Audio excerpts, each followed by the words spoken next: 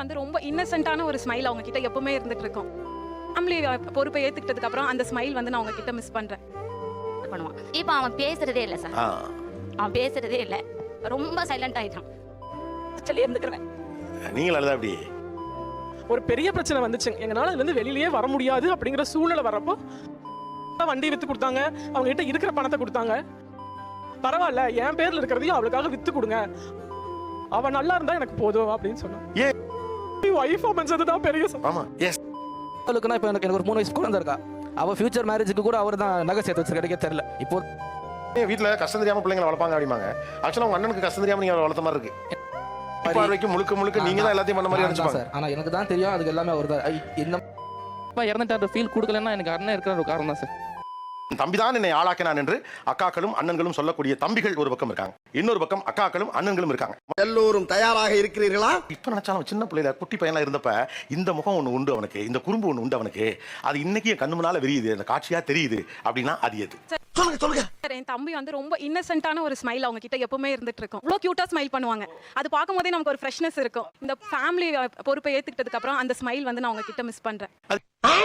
எங்க போயிருச்சு தெரியலங்க, எனக்கே தெரியாம என்ன விட்டு போயிடுச்சு.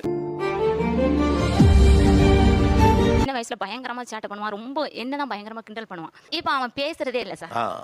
அவன் பேசுறதே இல்ல. ரொம்ப சைலண்ட் ஆயிட்டான். 2006 அம்மா இறந்தாங்க சார். அவன் அம்மா இறக்கும்போது வந்து நாங்கள் தனியாக தான் சார் இருந்தோம். சொந்த பந்தம் யாருமே எந்த சப்போர்ட் பண்ணது. உனக்கு என்ன வாழ்கிறேன் அப்படின்ட்டு அதுலேருந்து வேலைக்கு தான் சார் போனேன். அக்கா விஓசி காலேஜில் படிக்க வச்சு சார்.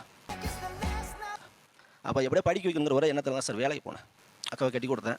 தாய்மாமா வீட்டு தான் கட்டி கொடுத்தேன். கட்டி கொடுக்கும்போது அவங்களுக்கு வந்து 15 பவுன் நகை இருந்தால் தான் கட்டு வந்துட்டாங்க. அப்போ மனுஷனாடா நீங்கெல்லாம். அப்போ இத்தனைக்கு அவங்க வந்து விருப்பப்பட்ட வாழ்க்கை அது. அப்போ சரி இன்னும் 15 பவுன் என்கிட்ட கிடையாது, 12 பவுன் தான் இருந்துச்சு.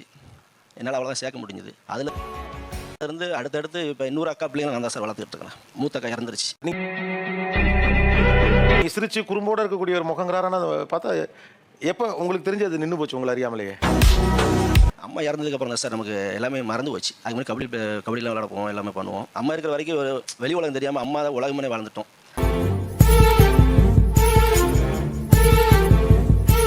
ஒரு சிடி கடையில வேலை பார்த்தான். ஒரு நாளைக்கு 30 ரூபா சம்பளம். வேலை பார்த்தான்.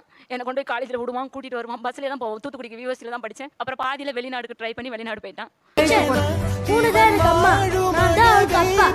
நான் ஹாஸ்டலில் தூத்துக்குடியில் கவர்மெண்ட் ஹாஸ்டல்லே இருந்து படித்தேன். ஹாஸ்டலில் அடைச்சிட்டு நல்லதுக்கு பழதுக்கு யார் வீட்டுக்கு போனாலும் நான் எங்கேயும் வீட்டுக்கு போக மாட்டேன், எங்கேயும் போக மாட்டேன். எங்கள் அக்காவை கூப்பிடுவாங்க என்னை வான்னு சொல்லி. ஆனால் எனக்கு போகிறதுக்கு விருப்பம் இருக்காது. நான் ஹாஸ்டல்லே இருந்துக்கிறேன். நீங்கள் அழுதா அப்படி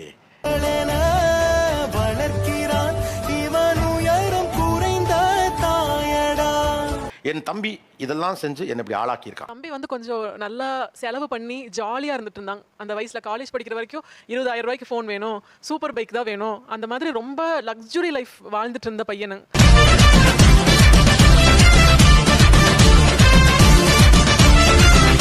எனக்கு கல்யாணம் ஆனதுக்கப்புறம் கொஞ்சம் நிறையா மேரேஜ் லைஃப்பில் நிறையா பிரச்சனை வந்துச்சு. அப்போது எதையுமே யோசிக்கல. வண்டி ரெண்டு வண்டி வச்சிருந்தாரு. ரெண்டையுமே வித்து எனக்கு கொடுத்துட்டாரு.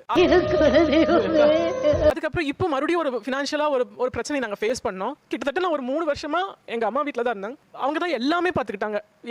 அழகான சின்ன தேவதை அவள் தானே எங்கள் புன்னகை. சின்ன பிரச்சனை வந்தப்பெல்லாம் வண்டி வித்து கொடுத்தாங்க. அவங்க கிட்ட இருக்கிற பணத்தை கொடுத்தாங்க. ஒரு பெரிய பிரச்சனை வந்துச்சு. எங்கனால இதுல இருந்து வெளியிலேயே வர முடியாது அப்படிங்கிற சூழ்நிலை வரப்போ பரவாயில்ல, என் பேர்ல இருக்கிறதையும் அவளுக்காக வித்து கொடுங்க, அவ நல்லா இருந்தா எனக்கு போதும் அப்படின்னு சொன்னான். ஏன் கம்ப்ளீட்டா மாறி எல்லாத்தையும் அக்காக்குன்னு செய்ய ஆரம்பிச்சிட்டீங்க? என்னாலும் என் அக்கா விட்டு கொடுக்க மாட்டேனா? அவளுக்கு மேல வேற ஒண்ணுமே கிடையாது, எல்லாத்தையுமே கொடுத்துருங்க. என் கையில என்கிட்ட தெம்பு இருக்கு, எனக்கு வேணுங்கிறத நான் சம்பாதிச்சுக்கிறேன், அவளுக்கு எல்லாத்தையும் கொடுத்துருங்கன்னு ஒரே வார்த்தையில சொல்லிட்டாங்க. பெரிய அதிசய பரமிடா உங்க அக்கா. இல்ல பைக் வரைக்கும் ஓகே, ஆனா சொத்தையுமே டக்குனு எப்படி கொடுக்கணும்னு தோணுச்சு. சம்பாதிச்சுக்கலாங்க. அவங்க கூட தான் நாங்க 4 வருஷமா இருக்கோம் சார். ஒன்னா தான் இருக்கோம். எல்லா சொந்தக்காரங்களும் இன்னும் இங்கே தான் இருக்கியா, இன்னும் இங்கே தான் இருக்கியா, அந்த கேள்விக்காக இப்போ எங்களுக்கு ஒரு வீடு கட்டி கொடுத்துருக்காங்க. என் உயிரே உறவாக என் நெஞ்சில் கரஞ்சாயே. 50-50 கதை தானங்க சார் பேசுறோம். பொண்ணுங்க நாங்க உண்மைதானங்க, எல்லாருமே 50 எனக்கு 50 கொடு எனக்கு 50 கொடுன்னு கேட்டு வாங்குறோம். அதையும் மீறி தேவைப்படும் போது அந்த மனசு வரணும் இல்லங்க கொடுக்கறதுக்கு. இல்ல அந்த 50 நாங்க முடிச்சிட்டோம். தூக்கத்தை மறந்து நீயும் வடிபாஸ் வேண்டியதையும் கொடுத்துட்டு அது போக அவருடைய பங்குலேருந்தும் உங்களுக்கு சொத்தை வித்து கொடுத்துருக்காரு. அவர் திருமணம் ஆயிடுச்சா? சிங்கிளா? அவங்க சப்போர்ட்டும் என்னோட வைஃப் தான். என்னால உன்னை புரிஞ்சுக்கவே முடியலடி. அவ அவளோட ஒத்துழைப்பு இல்லைன்னா எதுவுமே நடக்காதுங்க. எங்களுக்கு கல்யாணம் ஆகி 6 வருஷம் ஆச்சுங்க. அக்காவுக்கு கல்யாணம் ஆகி 8 வருஷம் பக்கம் ஆச்சுங்க. அவளுக்கு ஒவ்வொரு பிரச்சனை வரும்போதும் அவளோட நகையே எடுத்து கொடுப்பா. எனக்காக பிறந்தாயே எனதழகி. நாங்கள் இப்போ கடைசியாக ஒரு ப்ராப்ளம் வந்ததுன்னு சொன்னேன் இல்லைங்க சார். அப்போ வந்து நாங்கள் இல்லை முடியாது, வந்து ரொம்ப மிகப்பெரிய தொகைங்க, எங்களால் கனவுல கூட நினச்சி பார்க்க முடியாத தொகை. அப்போ நான் வந்து எங்கள் அப்பாட்ட சொன்னேங்க, எனக்குமே கொஞ்சம் மனசுலாம் சரியில்லைதான். வேண்டாங்கப்பா, போதும், நிறைய செஞ்சுட்டீங்க, இதுலேருந்து வந்தால் வரோம், இல்லைன்னா விட்டுருங்க, இதுக்கு மேலே செய்யறது எனக்கே கேவலமாக இருக்கு, இதுக்கு மேலே வாங்குறது வந்து ரொம்ப ரொம்ப அசிங்கமாக இருக்குப்பா, வேண்டாம்ப்பா. நம்ம வீட்டில் ஒரு பிள்ளைய வச்சுக்கிட்டு அந்த புள்ள முன்னாடி வந்து நான் சும்மா சும்மா பணம் கேட்குற மாதிரி இருக்குப்பா, இதோட நாங்கள் முடிச்சுக்கிறோம், முடிஞ்சா வாழ்கிறோம், இல்லைன்னா எங்களுக்கு என்ன எங்கள் தகுதிக்கு என்ன முடியுமோ நாங்கள் அதை பார்த்துக்குறோம் அப்படின்னு சொன்னோம். அப்போ அவள் சொன்னாலுங்க, ஏங்கா இப்படி பேசுறீங்க, உங்களை மீறி எங்களுக்கு என்னங்கா இருக்கு, இந்த மாதிரி பொண்ணெல்லாம் எவனுக்குமே கிடைக்காது, நீங்க சந்தோஷமா இருந்தா போதும், அவங்கள மீறி எங்களுக்கு எங்க சந்தோஷம் ஒண்ணுமே இல்லைங்க, பணம் தானே போனா போயிட்டு போகுது, நம்மளால சம்பாதிக்கவா முடியாது அப்படின்னு கேட்டாங்க. பணம் இல்லை அவ்வளோதானே. யார் உங்க தம்பி ஒய்ஃப்? உங்களுக்கு தம்பி அமைஞ்சது பெரிய விஷயமா எனக்கு தெரியல. தம்பி ஒய்ஃப் அமைஞ்சதுதான் பெரிய ஆமா. எஸ், எனக்கான வரம் போல பிறந்தாயடி. எல்லா விஷயத்துலையுமே வந்து என் பேர் தான் ஃப்ரண்ட்ல இருக்கும். ஆக்சுவலி நான் ஃபசூல் பண்ண சொல்லி எனக்கு முன்னாடி எல்லாமே அவர் தான் பண்ணுவார். ஆனா உங்களை முன்ன நிறுத்துவாரு. நான் இல்லை, இவர் எங்க அண்ணன். ரீசெண்டாக இப்போ தான் ஒரு மேரேஜ் ஆச்சு, ஒரு 3 வீக்ஸ்க்கு முன்னாடி. அந்த மேரேஜில் கூட என்ன தான் ஃப்ரெண்டில் நிப்பாட்டினார். அந்த அவர் கல்யாணத்துக்கு அவர் தான் பணம் கொடுத்தாரு. அவர் கல்யாணத்துக்கு நீ வச்சு பண்ணு, நான் ஃப்ரெண்டில் நீ என் தம்பிடா, என் உசூர்ல பாத்து. ஏன் நான் பிஎல் முடிச்சிருக்கேன் சார், 11 years ஆஃப் ப்ராக்டிஸ் ஹைகோர்ட்டில் இருக்கேன். அந்த படிப்பு முன்னாடி இவர் தான் இருந்திருக்காரு. இப்போ இவர் சொல்கிறது வந்து புதுசாக இருக்கும் அவருக்கு, வாடா படம் தான் பேசுவேன். அண்ணன் தம்பி பாசம் அது சோரம் போனதே. பிளாட்ஃபார்ம் இடத்துல போயிட்டு சின்ன சின்ன 10 ரூபாய் 20 ரூபா கத்தி கத்தி விற்றுருக்காங்க. அப்படிலாம் பண்ணி கூட அப்படிதான் பண்ணி தான் நான் படித்தேன். கூட பிறந்தவனை முதல்ல பார்ப்போம். அதெல்லாம் என்ன அவர் தான், நான் இப்போ அட்வொகேட் இருக்கேன், அவர் தான் இப்போ அவர் அட்வொகேட். ஆக்சுவலி அவர் என்ன படிக்க முடிச்ச பிறகு அவர் படித்தார். எந்த அளவுக்குன்னா இப்போ எனக்கு ஒரு 3 வயசு குழந்தை இருக்கா, அவள் ஃபியூச்சர் மேரேஜுக்கு கூட அவர் தான் நகை சேர்த்து வச்சிருக்க தெரியல. இப்போ தான் அவருடைய எல்லா ப்ரெசன்ஸும் எனக்கு தெரியுது. எனக்கு எங்க அண்ணன் தான் உசுரு. அப்பா வந்து இப்போ தான் 2023 கேன்சரில் ஸ்டமக் கேன்சர் இறந்தார். அதுக்கு 3 மாதம் தான் எங்கள் அப்பா உயிரோட இருப்பார் அப்படின்னு சொல்லி டாக்டர் லைவாக சொல்கிறாரு. அவர் எங்கிட்ட கன்வே பண்ண எனக்கு எதுவுமே தெரியாது சார். எனக்கு இதை ஃபர்தராக என்ன பண்ண போகிற கூட எனக்கு தெரியாது. அவங்க தோலை கட்டு நான் இருக்க உனக்கு பார்த்துக்கலாம், நான் செஞ்சுக்கலாம், ஒன்றும் பயப்படாது. அவர் எனக்கு தைரியம் குத்த மாதிரியே போச்சு.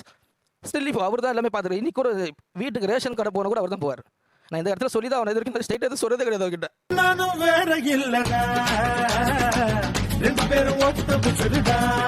அவருக்கு கஷ்டமே, வீட்டில் கஷ்டம் தெரியாமல் பிள்ளைங்களை வளர்ப்பாங்க அப்படிம்பாங்க. ஆக்சுவலாக உங்கள் அண்ணனுக்கு கஷ்டம் தெரியாமல் நீங்கள் வளர்த்த மாதிரி இருக்கு. எனக்கு அப்பா கூட இருந்து ரொம்ப பிடிக்கும். எங்கள் அப்பா கூட இருந்தேன் நான். அப்பா என்ன சொன்னா நான் அதை செய்வேன், அவ்வளோதான். இப்போ அப்பா இல்லை, இப்போ அண்ணன் என்ன சொன்னா நான் அதை செஞ்சுட்டு இருக்கேன், அவ்வளோதான். உலகத்திலே எங்க அண்ணன் ஒருத்தனை தாண்டா பெருசு நினைச்சிட்டு. அவர் பொண்ணுக்குமே நீங்கள் தான் நம்ம நகை சேர்க்கிறீங்களா? அதுவும் இப்போ தான் தெரியுங்கிறாரு.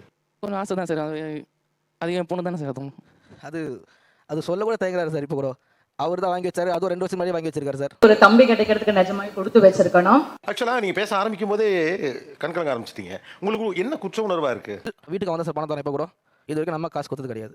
ஊரெல்லாம் சுற்றி இருக்கேன், எல்லாமே என்ஜாய் பண்ணியிருக்கேன். அவன் சென்னையை தாண்டி எங்கேயும் போனதே கிடையாது சார். நீங்க என்ன சொல்றீங்கன்னு எனக்கு புரியலண்ணா. ஆமா ஆமா ஆமா, உனக்கு புரியாது. உங்களுக்கு எப்போ தெரிஞ்சது இல்லை ரொம்ப இவர் தான் எல்லாத்தையும் பண்ணிட்டு இருக்காரு, நாம ஏதோ நம்ம பாட்டுக்கு ஏதோ வேலையை பார்த்துட்டு இருக்கோம் அப்படின்னு உங்களுக்கு எப்போ புரிஞ்சுது?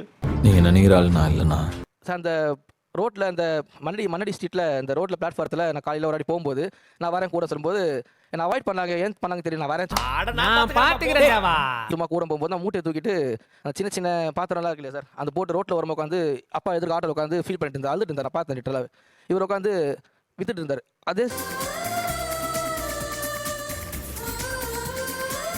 ஸ்ட்ரீட்டில் அவங்க ஃப்ரெண்ட்ஸ் எல்லாம் பார்த்துலாம் போவாங்க. அந்த எதுவுமே இல்லாமல் எதுவுமே அதெல்லாம் எனக்கு காமிச்சிக்கவே இல்லை. கடைசி வரைக்கும் அவன் சொல்லவும் கிடையாது.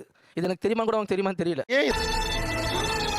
இதெல்லாம் ஆக்சுவலாக வீட்டில் நான் பெரும்பாலும் இதை சின்ன பிள்ளைகிட்ட தான் மறப்பாங்க. உங்கள் வீட்டோட மூத்தவருக்கு இது தெரியாமல் அப்படியே மறைச்சே கொண்டு போயிருக்கீங்க. இல்லை சார், ஒரு அட்வொகேட் ஸ்டேஜில் போயிட்டார் அவர். நம்மளுடைய அவர் டவுனில் போய் பிளாட்ஃபார்ம் வண்டி பாட்டு எனக்கு பிடிக்கல. ஸோ நான் இப்போ ஸ்கூல் தான் படிச்சிட்டு இருந்தேன், ஒரு +2 படிச்சிட்டு இருந்தேன். எனக்கு அந்த ஓகேவா இருந்தது. எனக்கு நான் அப்படி என்ன செஞ்சிட்டேன், எனக்கு நிற்கிறது ரொம்ப துவைக்க மாதிரி இல்லை. அவர் அங்கே வர வேணாம் சொல்லிட்டு நான் நினச்சேன், அவ்வளோதான்.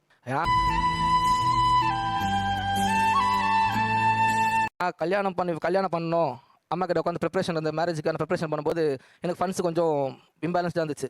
எப்படி பண்ண போகிறோம் எது பண்ண போகிறோம் கேட்கும்போது இவர் சைலண்டாக வந்து அம்மாக்கே தெரியாமல் என்கிட்ட வந்து ஒரு லம்சமாக அமௌண்ட் கொடுத்து நீ பண்ணுனா முதல்ல போய் பணத்தை காட்டுங்கடா. இன்னும் இப்போ இந்த நிகழ்ச்சி யார் பார்த்தாலும், இப்போ எங்கள் ஃபேமிலி சைடு பார்த்தாலுமே இவன் தான் பண்ணியிருந்ததுனால தான் தெரிஞ்சிருக்கும்.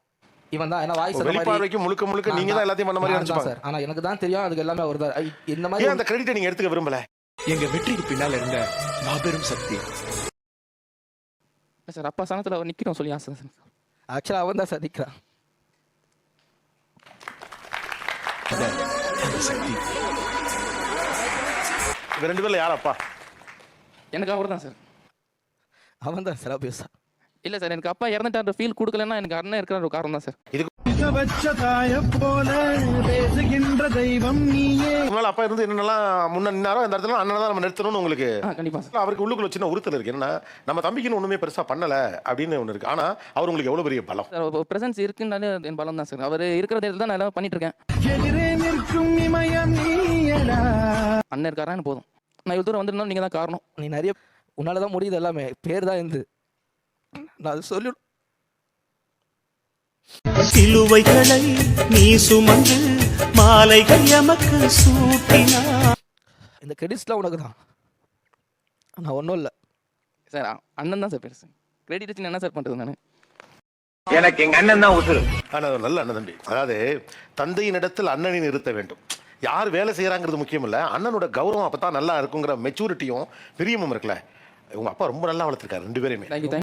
ஒரு அப்பா நான் ஜெயிச்சிட்டேன் 2 பேருமே. ஏன்னா 1000 தான் என்ன முன்ன நிறுத்தினாலும் ஊருக்கு தெரியாது, அவன் தான் அவ்வளோத்தையும் செய்யறான்.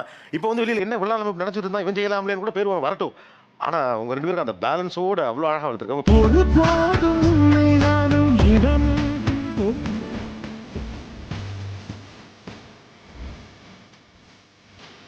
2 பேரும் கீழே இருங்க.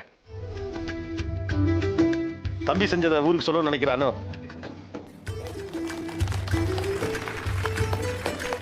நம்மை போல நெஞ்சம் கொண்ட அண்ணன் தம்பி யாரும் இல்லை. Thank you good luck